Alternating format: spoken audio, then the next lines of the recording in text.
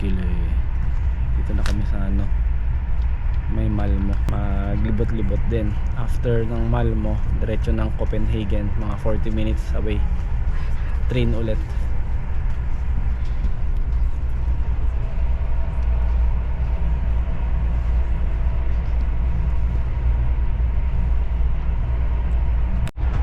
Dito kami nagpalipas ng ano, gabi.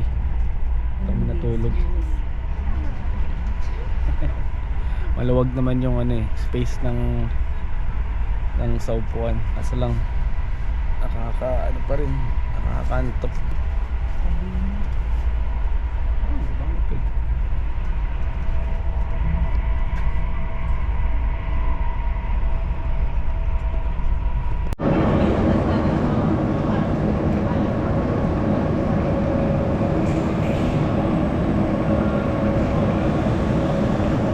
Dito na kami sa Malmo, Sweden. After 8 hours, dito kami natulog.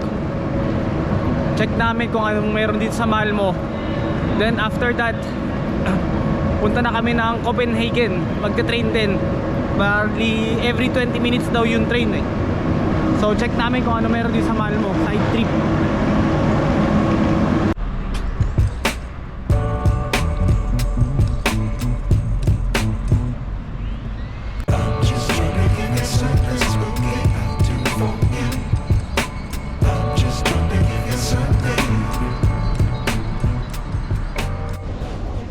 Tapos dito naghanap kami palagi ng ano eh, taguan ng luggage para pag tago muna namin yung mga luggage namin para mamaya pag mag-aano kami lilibot, wala kaming dalang luggage.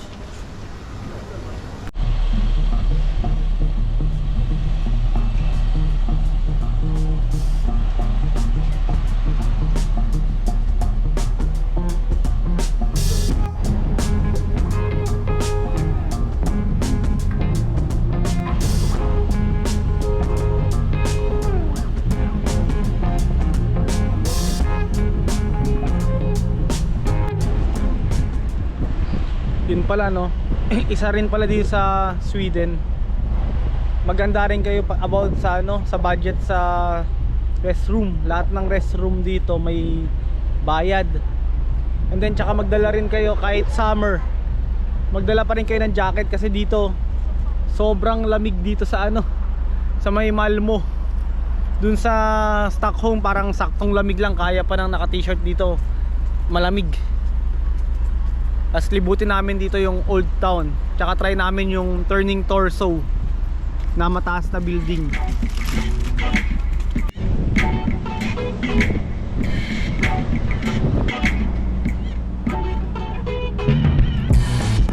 Ayun o, napansin ko dito sa may Malmo naman, yun nga, may modern building na sila, nandun, part na yon. Tapos dito yung Old Town.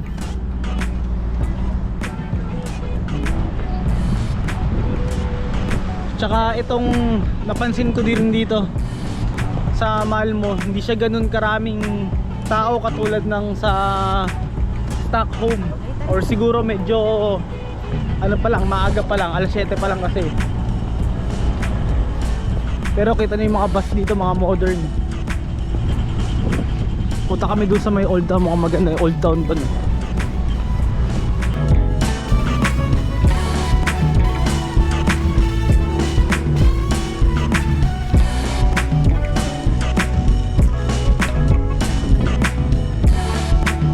Medyo siguro maaga pa kami, kaya wala pa masyadong katao-tao, pero lamig.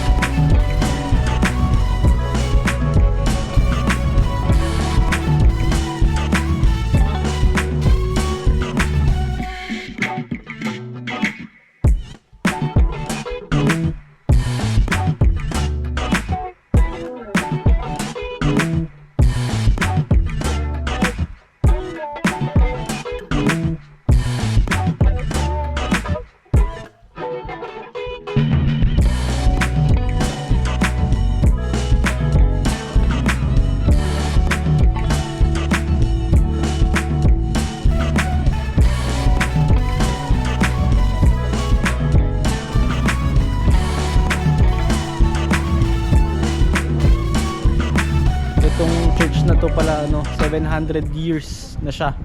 Imagine yung barko, yung Vasa, ano ba yun? Vasa warship, 300 years or 400 years. Ito 700 years. Grabe, sobrang tagal.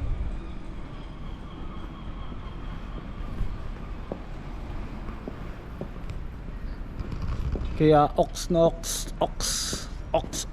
dito sa Sweden, kasi parang bumabalik ka sa panahon nila dati. Grabe, imagine 700 years na preserve nila yung mga building nila.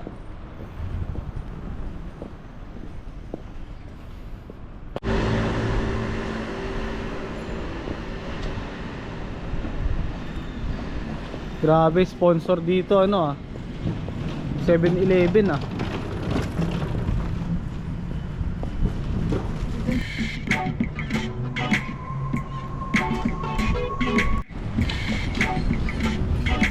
Grabe yung ano nito, building na to, 1885.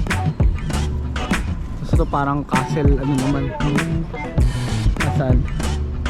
Ito naman 1898, 1899. Grabe, sobrang tagal. Panahon pa ng nakopong yung mga to. Paano kaya yan preserve? Tapos ginagawa pang restaurant. Solong-solo namin yung Stockholm. Sobrang pak na pak yung mga tao Pak. Pero dito solong-solo namin kasi lang yung weather malamig, tapos gloomy na naman, anak ng tipaklong. Pero mamaya yan, doon ayun. Pero mamaya maaraw na naman yan, mga 7 o'clock or 8 o'clock AM, kasi dito medyo gloomy. Just after that mag-auring ko paista na siya.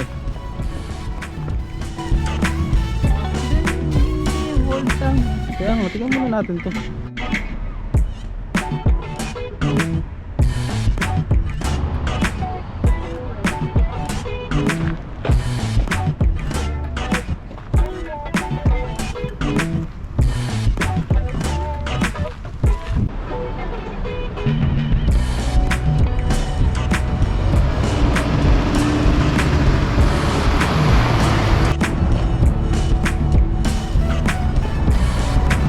Pala yung magandang view ng church.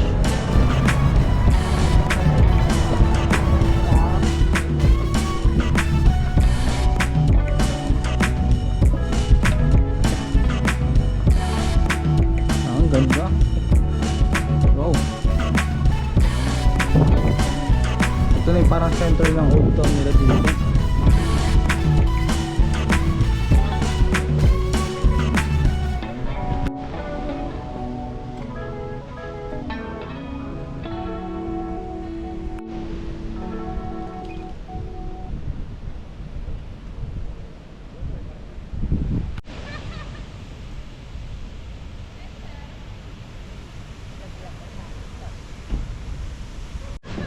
Grabe yung Sweden. Sinusurp. Meron din KFC doon, pero grabe yung Sweden. Sinusurprise ako sa sobrang ganda ng mga structure dito. Grabe. Kala ko itong Sweden parang normal city lang siya na konting magagandang building, pero grabe, sobrang gaganda dito. Gagalaw.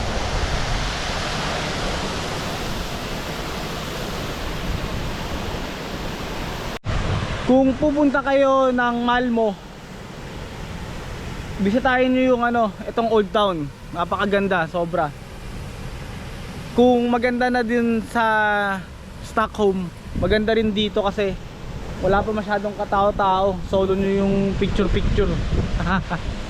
Siguro medyo maaga pa kasi mga 7 o'clock pa lang ata or 8 o'clock. Pero ang ganda talaga. Itong part na to, ang sobrang ganda.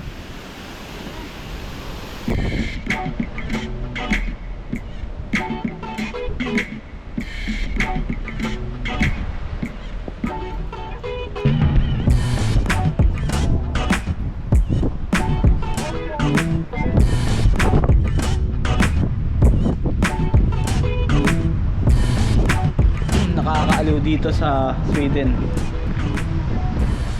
Sobra. Ito, masasagasaan pa ako. Pero ibang iba siya sa ano eh, sa Finland.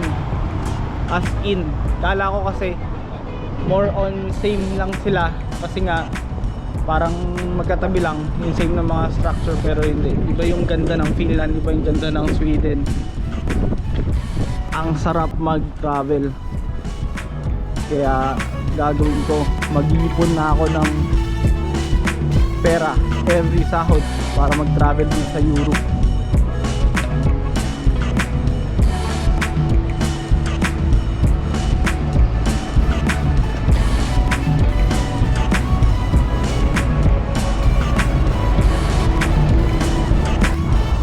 Katulad nito guys, tignan nyo, bawat kanto Papa W-O-W ka na lang.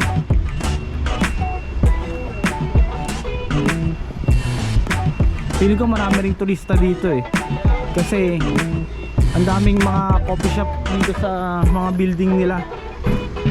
Medyo maaga pa lang kami. Grabe, kahit sang kanto ka talaga pumunta dito. Ewan ko, palagi nilang pare-pare sinasabi ko kasi ang ganda talaga, iba-iba.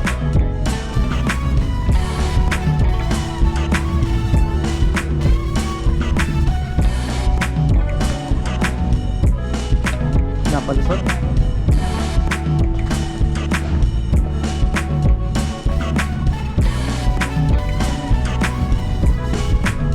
Ito naman parang apartment naman siguro to.